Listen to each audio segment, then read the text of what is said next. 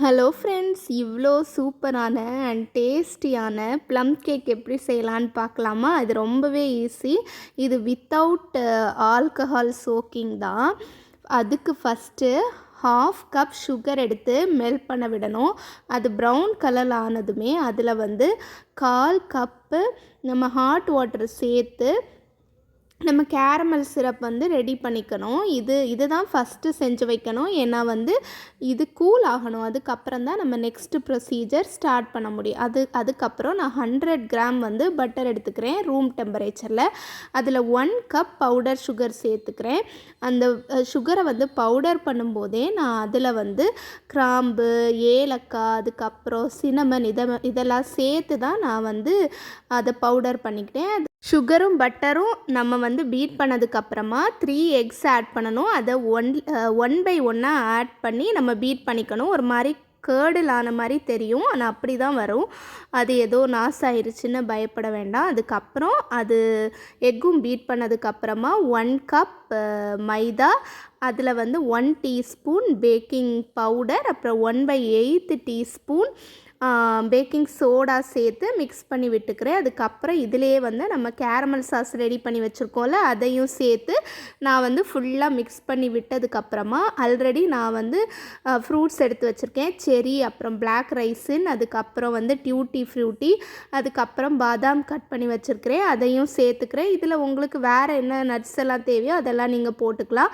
But நான் இவ்வளோ தான் ஆட் பண்ணேன். அப்புறம் இதில் வந்து 1 டேபிள் ஸ்பூன் மைதா சேர்த்து நான் மிக்ஸ் பண்ணி விடுறேன். அப்போ தான் அது வந்து கீழே போய் செட்டில் ஆகாமல் இருக்கும். அதுக்காக இதெல்லாம் மிக்ஸ் பண்ணிவிட்டு இதில் சேர்க்கணும். இதோட ஃபுல் ரெசிபி நான் வந்து இந்த டெஸ்கிரிப்ஷனில் வந்து கொடுக்குறேன், செக் பண்ணி பாருங்கள்.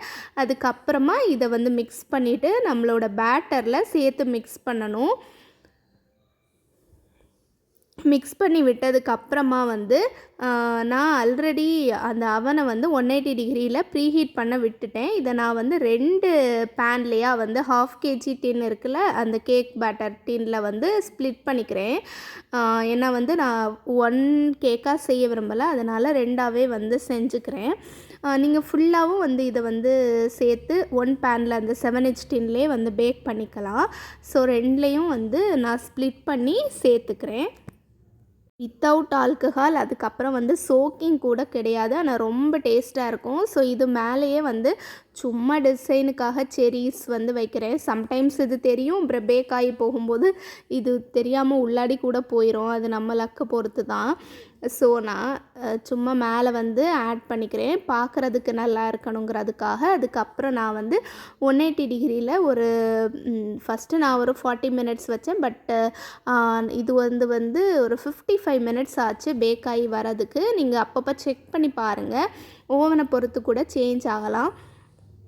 அதுக்கப்புறம் நம்ம நல்லா ஆற விட்டதுக்கப்புறமா இந்த கேக்கோட லுக்கை பாருங்கள் எப்படி இருக்குன்னு. ஃபுல்லு நட்ஸு ஓவர்லோட் மாதிரி தான் இருக்குது.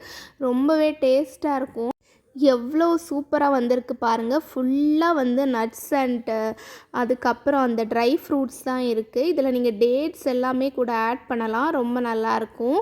நான் வந்து அந்த பிளாக் ரைஸுன்னு சீட்லெஸ் தான் ஆட் பண்ணியிருக்கேன். நீங்களும் சீட்லெஸ்ஸே போடுங்க. சீடு இருந்துச்சுன்னா வந்து நம்ம சாப்பிடும்போது கஷ்டமாக இருக்கும். அதுக்கப்புறம் நான் வந்து இது இன்னொரு டின்னில் இருந்தது, நான் வந்து கிளிங் ரேப் போட்டு இதை வந்து பேக் பண்ணி வச்சுட்டேன். இன்னும் கிறிஸ்மஸ்க்கு இதை நம்ம வந்து எடுத்து கட் பண்ணணும். இந்த வீடியோ உங்களுக்கு கண்டிப்பாக பிடிச்சிருக்குன்னு நினைக்கிறேன். பிடிச்சிருந்தா மறக்காமல் இந்த சேனலை சப்ஸ்கிரைப் பண்ணுங்கள்.